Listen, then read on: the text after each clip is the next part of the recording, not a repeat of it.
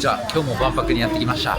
今回は万博8回以上来てる僕が最強効率の回り方を教えますっていう動画を撮っていこうと思います。今12時ぐらいなんで、12時ぐらいから4時間ぐらいでどれぐらい効率よく回れるか検証していきたいなと思います。パブの待ち時間みたいなのを駆使して今日はやっていきます。9時から11時ぐらいはめちゃくちゃゲート並んでるんで、正直夜来た方がいいと思います。多分12時過ぎてからとかの方が入りやすいかなってイメージですね。それか朝一予約取れたら朝一9時からとかが一番いいかなって思います。効率悪いポイント1点ですね。はい、行こう。待ってる間にこのパビリオン待ち時間サイトについて開発したいなと思います。このパビリオン待ち時間、Twitter の情報を集めて1個に集約して上から順番にこんな感じで流してくれてるんですけど、基本的に待ち時間でやったら朝からなんで9時からの情報とかも出てくる場合があるんで、基本的に経過時間だったり投稿時間を新しい順に並び替えて見てみてください。投稿時間新しい順だったらこれこんな感じ、投稿内容が投稿時間ともに出てくるので、これ分かりやすいですね。今で言ったらブラジルが50分待ちとか、中国パビリオンが50分待ちとか、北欧館だったら20分で行けるよとか、チュニジアとかも20分で行けるよとかで、投稿内容もちゃんと見てちょっと見ながら調べていった方がいいと思います。今で言ったら多分狙い目といえばチュニジアとかベルギーなんかなって思います。万博を使ってみないとわからないので、一回使ってみることをお勧めするのと、ネットは人は触らん方がいいかもしれません。こんな並んでる時に来たことないんであれだったんですけど、万博のこの荷物検査のレーン3倍ぐらいスピードが違います。真ん中の2つの方が速いかも。1レーン6列ぐらいあるけど、真ん中の2レーンじゃないとちょっと速くない。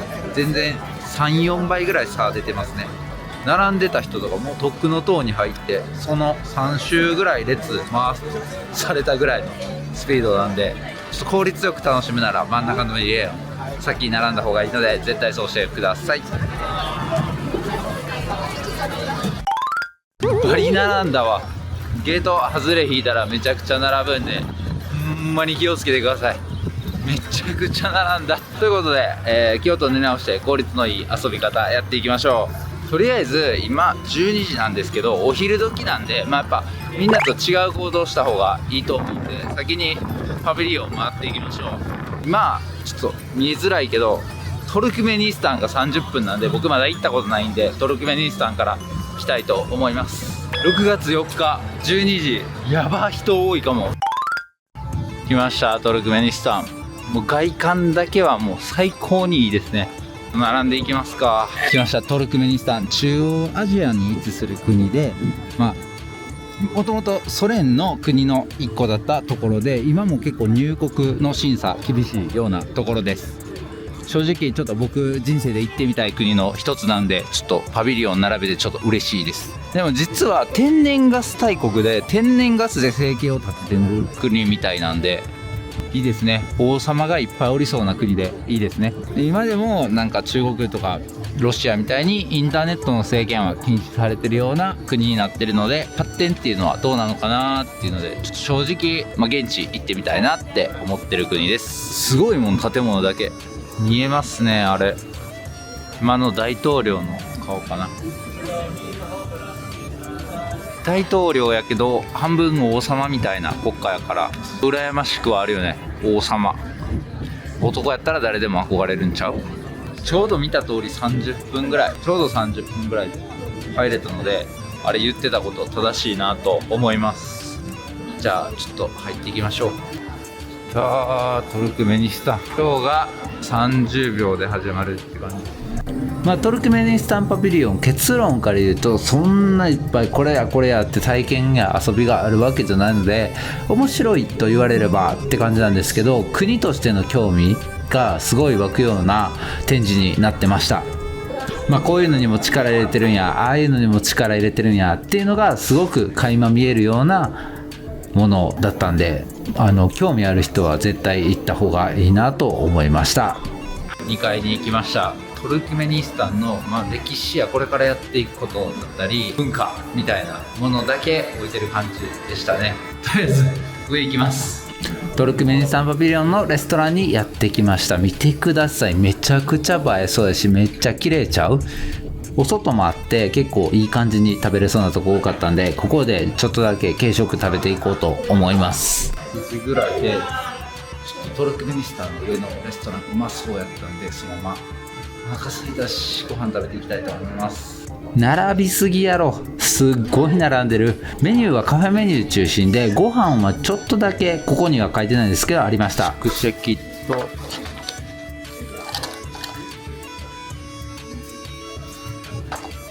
アイスコーヒー、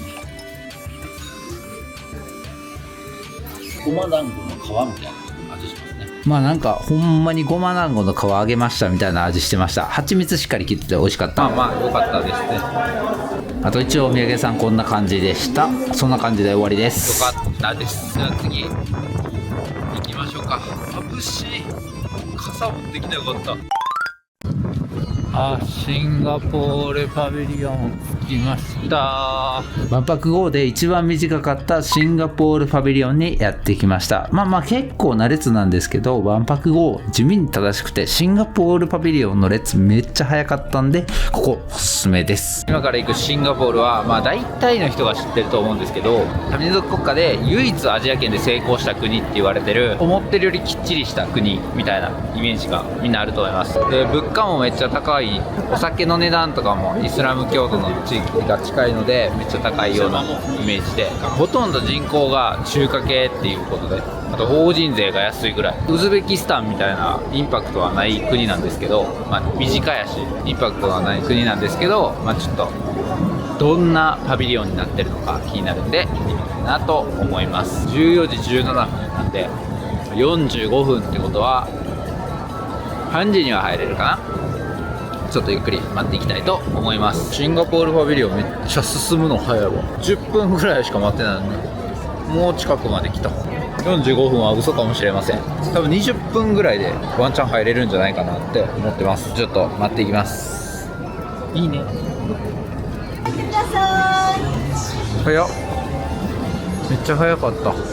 シンガポールパビリオンの入れる速度半端なすぎてビビりました。多分20分待ってないともうすぐ入れて驚きでした。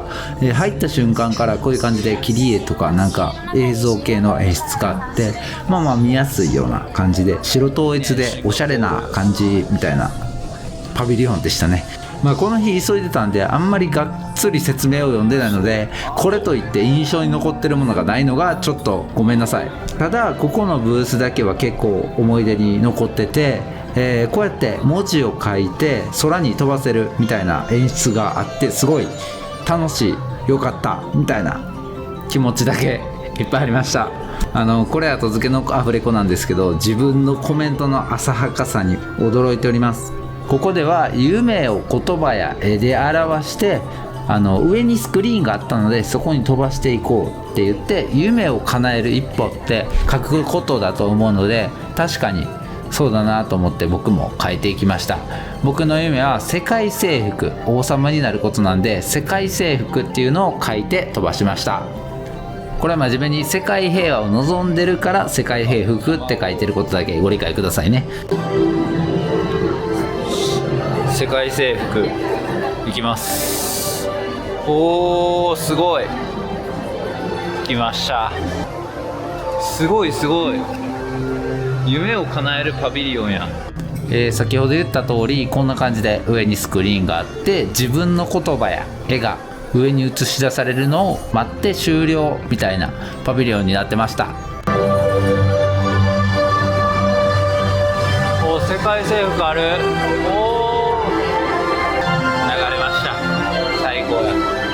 パビリオンを奪ったらバーカウンターがあって、ここではシンガポールスリング、シンガポールの有名なカクテルですね、飲めるような感じになってました。でシンガポールのお酒もいっぱい置いておりました。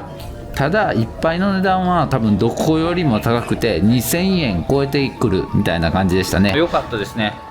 なんかシンガポールのバーがあったっていう感じで、ちょっと僕今日はお昼なんでお酒は飲むことはやめたんですけど、シンガポールスリングとかが1700円で飲めるのは結構お得なんじゃないかな思いました。あ、ここよ、ここ。シンガポールのレストランを見つけたので食べていきます。じゃあ食べますか。ラクサかな。こちらラクサ1800円です。このサイズで1800円はちょっと高え。一応このサイズの麺、僕口でかすぎるのがメリットでありデメリットなんですけど、このラクサ2口で食べ終わりました。麺2口でした。ごちそうさまでした。よかったっす。これだよねみたいな味はしましたが、辛くないです。全然辛くない。ちなみにただなんかカップがちっちゃくて量が少なく見えたっていうのだけちょっとあれかな、ちょっとちっちゃかったかなって感じでした。また万博号で探すカット省いてますが、万博号で出されたのが、スイスパビリオンが早いよって感じだったので、スイスパビリオンに行きました。スイスパビリオンにやってきました。なんかビニールハウス集めましたみたいな見た目してますね。スイス皆さんご存知かと思いますが、最初のトルクメニスタンみたいにインパクトはないんで適当に流しますが、スイス、世界の中立都国として有名で、飯はチーズ、チョコ、時計で言えばロレックス、オメガ、タグホイヤーとか、スイスの高級時計有名なとこですね。世界有数の金融大国、今日は金融デーですね。シンガポール行ったり、なんかスイスはすごく金融的にはもちろん皆さん知ってると思いますが、銀行の秘密保持が、世界でも有数なんで、お金持ちみんなスイスに資産を入れますよっていうところですね。ここももちろん物価が高いので気をつけてください。以上、スイスの概要でした。やっぱ最初のトルクメニスタンに比べたらちょっと面白さは欠けるんですけど、経済大国で発展してるから、俺らもみんな分かるっていう国。やっぱ経済が大きければ大きいほど、やっぱ世界でも認知されやすいっていうことで、これを見たら分かりますね。シンガポールもスイスもこんな感じで中入っていきましょう。一番前で止められました。あっちー。日傘、日焼け止めでサングラスはマジでいると思う。なかったらしんどいと思う。Thank you. Yes, sure. スイスパビリオン入るときになんかフロントの人らに絡まれました。なんか一番前やったんでよう喋りましたね。で入ったら切り絵がすげーって感じで飾られてました。すごい、めちゃくちゃすごいってなりました。すごい。で中入るとなんかシャボン玉みたいなのをパーンって触れるようなアクティビティがあったり、何を表現してたのかは詳しく見てないんでわからないんですけど、シャボン玉は正直楽しかったです。なんか超映えてていい感じじゃないこれ。色も変わるし子供楽しそうやなってなりました。次行こう。ここからはスイスが力を入れてる AI 産業についての、まとめがありました。例えばディープフェイクの技術であったり、他にも AI 系のものですね。なんかこういったものやってるよ、ああいったものやってるよ、詳しくは全然見れてないんですけど、たくさんの展示がありました。で結構やっぱ見やすい感じだったんで、見やすい感じだったんで良かったと思います。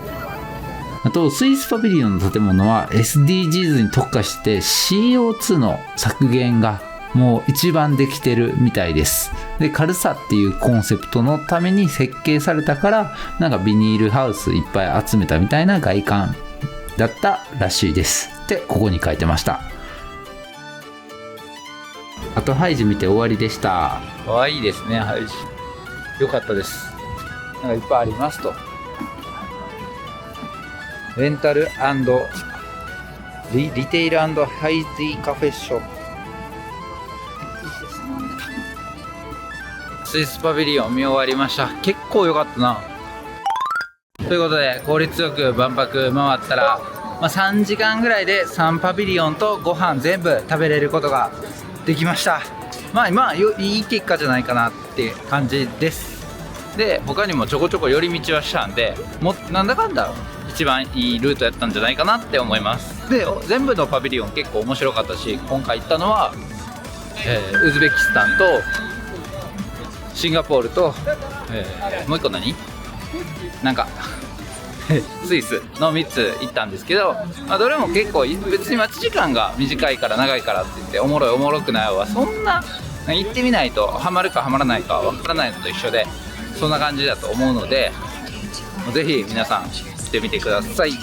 下にリンク貼っとくんですけど、ぜひこのリンクのウェブサイトを確認して、どれぐらい並んでるかとかチェックしながら、もう一番最効率でみんな回るのが一番だと思います。